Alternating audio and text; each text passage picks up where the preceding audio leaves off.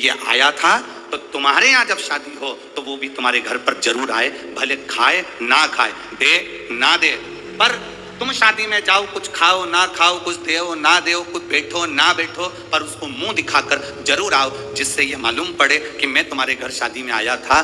तो उसके यहाँ उसको ये लगे कि इसके घर की शादी में मुझे जाना पड़ेगा। हम भी यही कहते हैं, शंकर जी को चढ़ाने के लिए जल नहीं है मत चढ़ाओ, बेलपत्र नहीं है मत चढ़ाओ, शमी पत्र नहीं है मत चढ़ाओ, एक चावल का दाना नहीं है मत चढ़ाओ, पर तुम्हारे पास कुछ भी नहीं है तो भी उसके मंदिर तक, उसके दरवाजे तक जरूर जाओ। वो आपको देख लेगा ना तो समझ जाएगा कि एक ना एक दिन इसके दरवाजे पर मुझे भी जाना है। तेरे मंदिर में आना मेरा काम है और मेरी बिगड़ी बनाना। हम उसकी चौखट तक जाते रहे,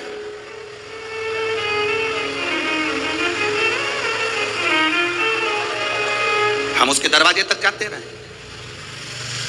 और जब तक हम उसकी चौखट तक नहीं जाएंगे, जब तक हम उसके दरवाजे तक नहीं पहुंचेंगे,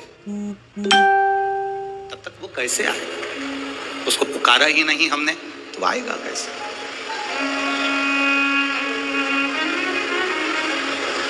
कोई जाए जो काशी में मेरा पैगाम ले जाए, कोई जाए जो काशी में मेरा पैगाम ले जाए।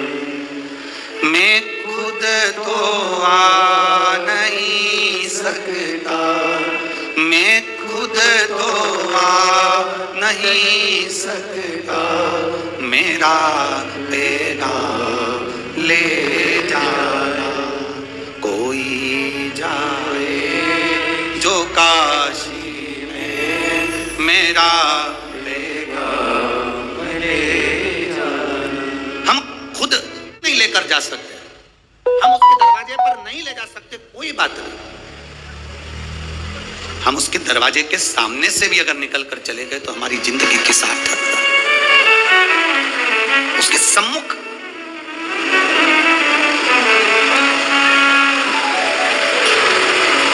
भगवान नारायण और भगवान ब्रह्मा दोनों ने मिलकर एक पर्वत का मंथन किया। मंथन में उनको यह देखना था कि भगवान विष्णु के पिता कौन है।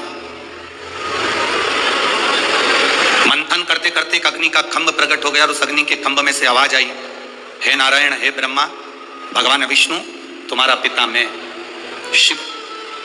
ब्रह्मा जी को हंसी आ गई, क्या ये शिवलिंग, ये लिंग की जो आकृति है, ये पाषाण का जो स्वरूप बना हुआ है, क्या ये भगवान नारायण के पिता हो सकते हैं?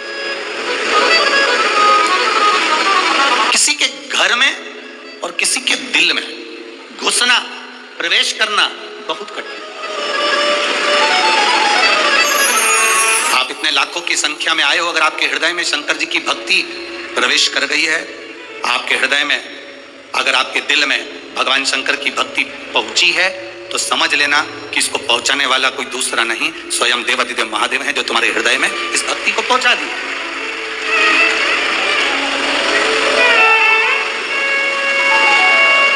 इस भक्ति को शिव ही पहुंचा सकते। भगवान शंकर के सिवा कोई आपके हृदय में भक्ति को प्रवेश नहीं करा सकता। भगवान ब्रह्मा जी हंसने लगे, क्या ये जो अग्नि का खंभ प्रकट हुआ है, इसमें से नारायण के पिता प्रकट हो गए, भगवान विष्णु के पिता।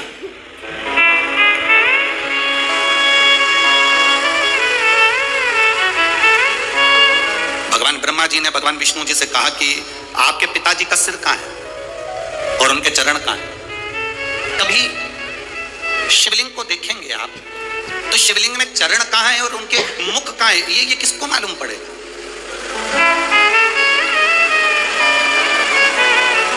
कल शिवलिंग आया,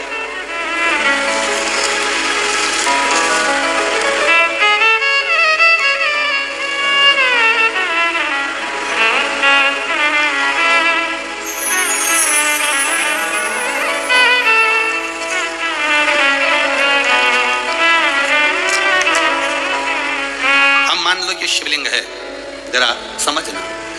अब ये शिवलिंग है। अब इस शिवलिंग का मुख कहां है, इस शिवलिंग का चरण कहां है? भगवान ब्रह्मा जी भगवान विष्णु जी पर हंसकर बोले, तुम्हारे पिताजी का चरण और तुम्हारे पिताजी का मुख है कहां?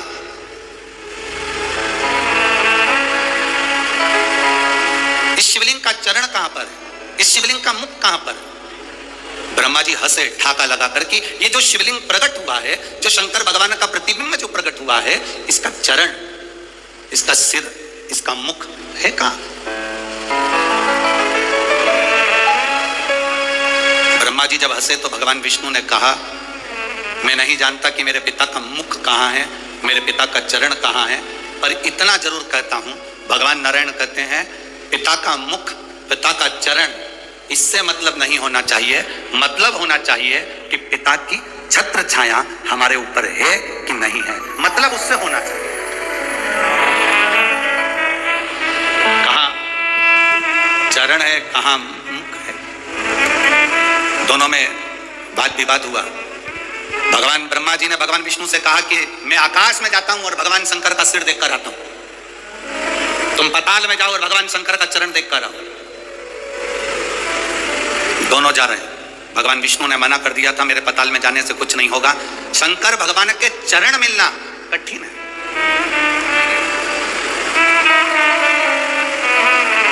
भगवान शिव के चरण प्राप्त होना कठिन है। शिव महापुराण की कथा तो यहां तक कहती है कि कोई शंकर का भक्त, कोई शिव का उपासक, कोई शंकर के मंदिर से निकल कर जा रहा हो, कोई शिव जी के मंदिर में रोज एक लोटा जल चढ़ाकर रोज मंदिर से निकल कर जा रहा हो, उसके भी अगर चरण के दर्शन हो जाएं तो समझ लेना कि शंकर के चरण के दर्शन हो गए। यही बहुत। कोई शिव का भक्त, कोई शंकर की आराधना करने वाला, शिव की आराधना करने वाला, शंकर की आराधना करने वाला, शिव तत्व को जानने वाला, शंकर का भजन करने वाला, तुम्हारे पास पड़ोस में अड़ोसन पड़ोसन धड़ोसन कोई भी तुम्हारे नजदीक में भी कोई रहता हो और अगर शंकर के मंदिर में एक लोटा जल रोज चढ़ा रहा है, मंदिर में सेवा कर रहा है, मंदिर में श्रृंगार कर रहा है, बिना दिखावे के, बिना छल के, बिना बेईमानी के, बिना कपट के, बिना प्रपंच के, अगर शंकर की भक्ति में लगा हुआ है तो समझना कि यह शिव की उदारता है, ये शंकर की उदारता।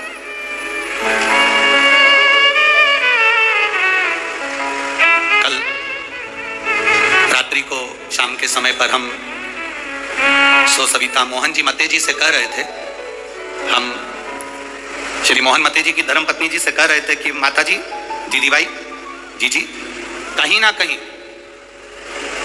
आपके पति श्री मोहन गोपाल जी मते जी का, आमदार जी का कोई ना कोई पुण्य शंकर जी के प्रति प्रबल जरूर हुआ होगा, उनकी शिव भक्ति दड़ी जरूर हुई होगी, तब जाकर उनके ये क्षेत्र में शिव महापुराण की कथा आई।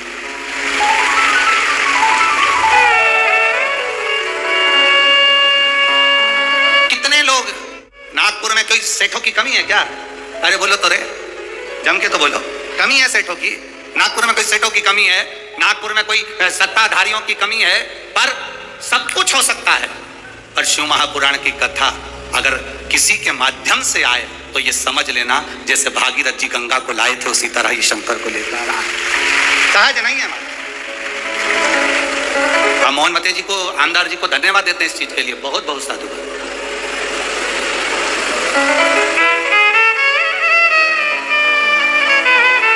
एक रास्ता छूट जाए, छूट जाने दो। एक घर छूट जाए, छूट जाने दो। एक दुकान छूट जाए, छूट जाने दो। थाली में भोजन छूट जाए, छूट जाने दो। पर शिव महापुराण की कथा कहती है अपना सनातन धर्म कभी मत छोड़ना, उसको पकड़ कर। जो सनातन धर्म को पकड़ कर रखता है, सनातन धर्म मेरा महादेव, उसको पकड़ कर रखता है। आज दुनिया के लोगों को प्रसन्न करने के लिए ना जाने कितने कितने लोग अपने सनातन धर्म को गाली दे देते हैं। शंकर को जल चढ़ाने से क्या होता है? शिव जी पर दूध छोड़ने से क्या होता है? सनातन धर्म पर लोग उंगली उठा देते हैं। जिसने शिव को जान लिया वो जिंदगी में सब कुछ पा गया। जो शंकर को नहीं जान पाया वो सब गवा दिया, सब।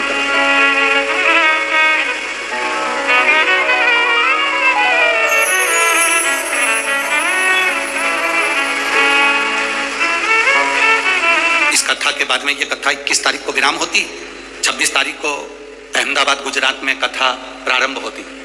26 तारीख से 1 तारीख तक जो अहमदाबाद गुजरात में कथा थी